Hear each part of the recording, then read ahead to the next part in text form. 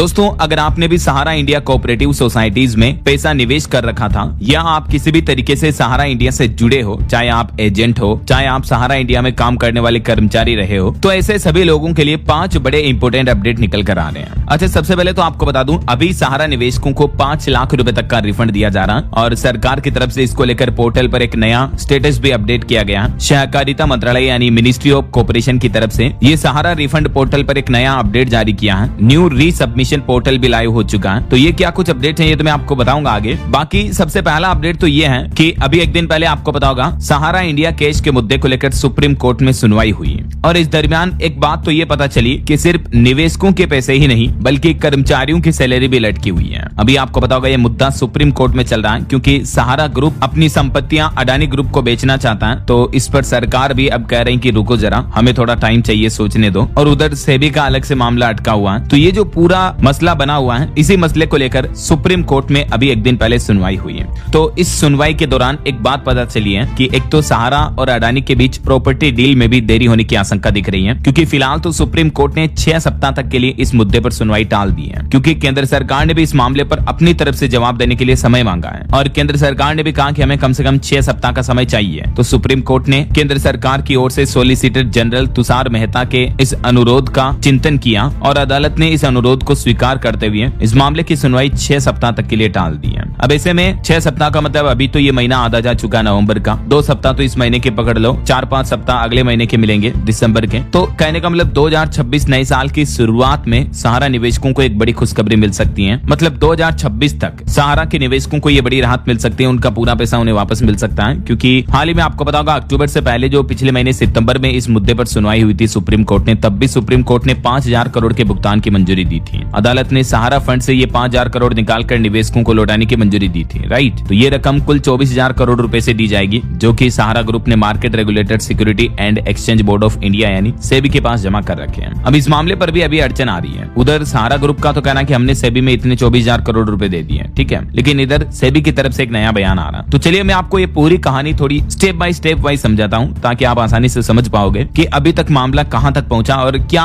Internal मुद्दे चल रहे हैं, ठीक है। देखिए, एक तो अडानी ग्रुप भी सहारा की प्रॉपर्टीज संपत्ति वगैरह खरीदने को तैयार है, लेकिन फिर भी आखिर क्यों नहीं बिक पा रही है सहारा की 12,000 करोड़ की संपत्तियां। एक्चुअली सहारा ग्रुप ये चाहता है कि वो अपनी संपत्तियां अडानी ग्रुप को बेच दे और उनसे जो पैसा आएगा उससे निवेशकों का पैसा लौटा दे। सहारा ग्रुप ने इसको लेकर बिल्कुल ये भी साफ कर दिया कि जो भी ये संपत्ति बेची जाएगी अडानी ग्रुप को, ये जो भी डील होगी, इस बिक्री से मिलने वाला पूरा पैसा सुप्रीम कोर्ट के निर्देशानुसार सेबी सहारा रिफंड अकाउंट में जमा किया जाएगा ताकि निवेशकों को पैसा लौटाया जा सके, राइट। और दिलचस्प बात पता है क्या कि अडानी प्रॉपर्टीज जो अडानी ग्रुप है वो भी इन सभी संपत्तियों को एक साथ खरीदने के लिए तैयार है। पिछले महीने जो 14 अक्टूबर को अडानी ग्रुप के वकील की तरफ से कोर्ट में खुद ये बताया गया था कि वे इन सभी की सभी 88 संपत्तियों को जैसे के तैसे जिस हाल में है एज इज वेयर इज इस आधार पर खरीदने को राजी है। तो फिर आखिर मसला क्या चल रहा है, फिर आखिर क्यों नहीं बिक पा रही है सहारा की ये 12,000 करोड़ की संपत्तियां। तो अब यहाँ आता है केंद्र सरकार का रोल, क्योंकि एक्चुअली केंद्र सरकार को इस बात का भी डाउट है कि सहारा ग्रुप जो इन सभी प्रॉपर्टीज को बेचेगा तो फिर इस बात की क्या गारंटी है कि सहारा ग्रुप उन पैसों को पूरे सेबी रिफंड अकाउंट में जमा कर देगा। कहीं ये सहारा ग्रुप के जो अभी मैनेजिंग पोस्ट पर जो आदमी है वो कहीं पैसों को लेकर देश से बाहर भाग गए, तो समझ रहे हो। मतलब केंद्र सरकार को लिटरली इस बात का डाउट है। अब इस मामले में केंद्र सरकार ने क्या टांग अड़ाई समझिए जरा। सहारा की टोटल 88 संपत्तियां हैं और अडानी को बेचने को लेकर 12,000 करोड़ की डील हुई है कि हम 12,000 करोड़ में 88 संपत्तियां दे देंगे। तो मामला पहुंचा सुप्रीम कोर्ट तक और सुप्रीम कोर्ट में फिलहाल इस मुद्दे को लेकर सुनवाई भी टाल दी गई 6 सप्ताह के लिए। क्यों? क्योंकि केंद्र सरकार के जो सॉलिसिटर जनरल हैं उन्होंने सुप्रीम कोर्ट में ये कहा कि हमें इस मुद्दे पर जवाब देने के लिए 6 सप्ताह का वक्त चाहिए कि हम इस डील को मंजूरी देंगे या नहीं देंगे, क्योंकि केंद्र सरकार का जो सहकारिता मंत्रालय है वो भी इस मामले में पक्षकार बनाने की मांग कर रहा है। वो कह रहा है कि हमें भी इस डील में शामिल करो,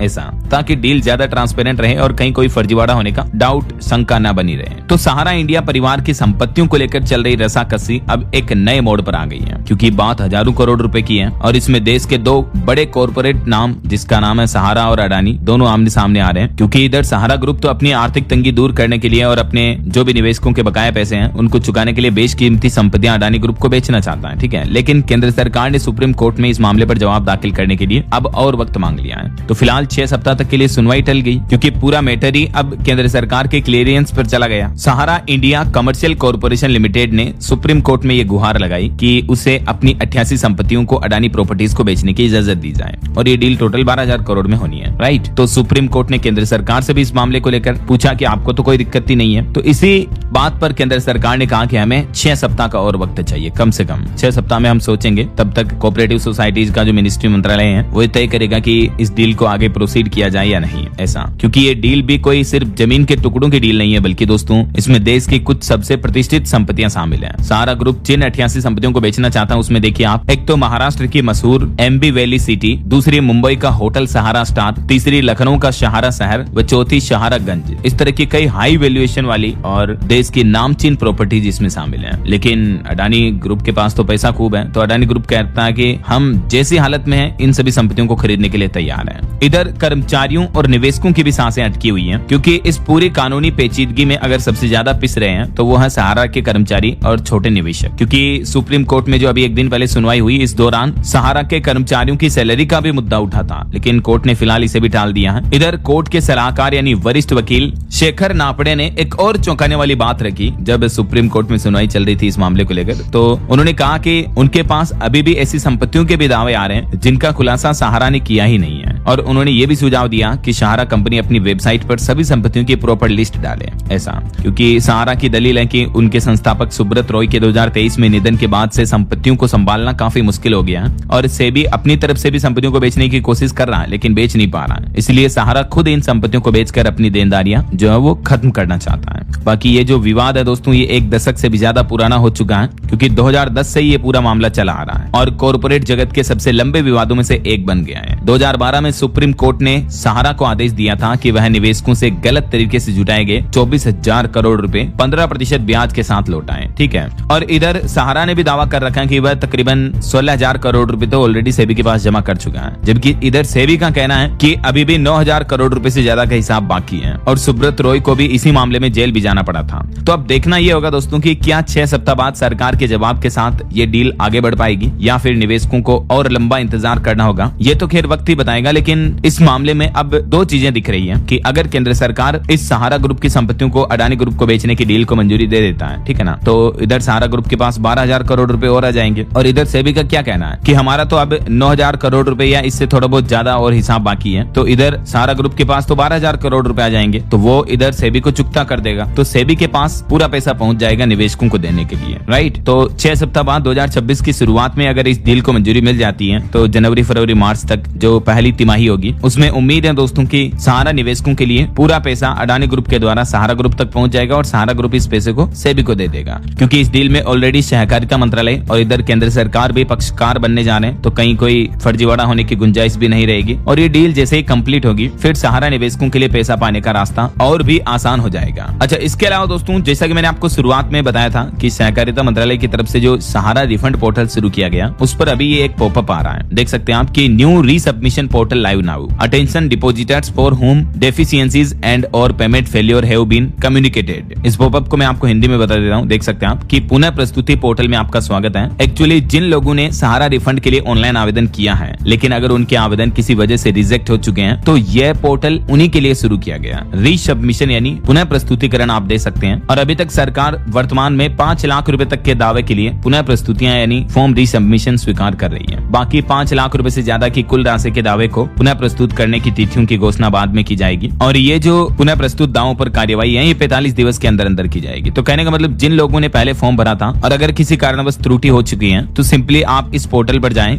moc-resubmit.crcs.gov.in। CRCS यानी central registrar of cooperative societies का जो ये पोर्टल है इसके ऊपर जाना आपको, और यहाँ पर रीसबमिशन लॉगिन मिलेगा। रीसबमिशन लॉगिन में आपसे एक ही चीज पूछी जाएगी, CRN नंबर, जो क्लेम रिक्वेस्ट नंबर आपको मिले होंगे जब आपने सहारा रिफंड के लिए एप्लीकेशन भरा होगा तब, ठीक है ना। तो वो CRN नंबर डालना और यहाँ पर कैप्चा डालना, फिर वैलिडेट बटन पे क्लिक करना। उसके बाद आगे का क्या प्रोसेस रहेगा तो सिंपली आप इस यूजर मैनुअल बटन पे क्लिक करना, तो आपके सामने ये PDF फाइल खुल जाएगी और इसमें सारी चीजें स्टेप बाय स्टेप गाइडलाइंस में दी हुई है, ठीक है ना, विद स्क्रीनशॉट अटैच कर रखे हैं, तो किसी बात की टेंशन लेने की जरूरत नहीं है। आधार कार्ड नंबर, OTP वगैरह वेरिफिकेशन होगा, और जो भी आपसे जानकारियां आगे फॉर्म में पूछी जाएगी स्टेप बाय स्टेप आप उन जानकारियों को भर करके रीसबमिट कर सकते हैं अपना फॉर्म, जो कि आपका पहले किसी कारणवश रिजेक्ट हो चुका है, तो ठीक है। इसके अलावा अगर आप नए रिफंड के लिए अप्लाई करना चाहते हैं तो CRCS सहारा रिफंड पोर्टल लिख करके सिंपली गूगल में आप एक बार ये चीज सर्च करना, तो आपके सामने ये पोर्टल आएगा amorefund.crcs.gov.in, ठीक है, /depositors। तो इस पोर्टल पर आप जाओगे तो यहाँ पर आप देख सकते हैं 2 बटन लिखे हुए हैं, डिपोजिटर्स लॉगिन या डिपोजिटर्स रजिस्ट्रेशन। अगर आपने पहले से अप्लाई कर रखा है तो आधार कार्ड नंबर के लास्ट 4 डिजिट नंबर डाल करके और लिंक्ड मोबाइल नंबर डाल के कैप्चा डाल के गेट OTP बटन पे क्लिक करना है। अगर आपने पहले से रजिस्ट्रेशन नहीं किया हुआ, फ्रेश रजिस्ट्रेशन है, तो इस पे क्लिक करना सिंपली। यहाँ भी स्टेप वही रहेगी, लेकिन इस प्रोसेस में आगे आपको पूरा फॉर्म भरना होगा, पूरी डिटेल सबमिट करनी होगी, आपके सहारा की रिसिप्ट वगैरह अटैच करनी होगी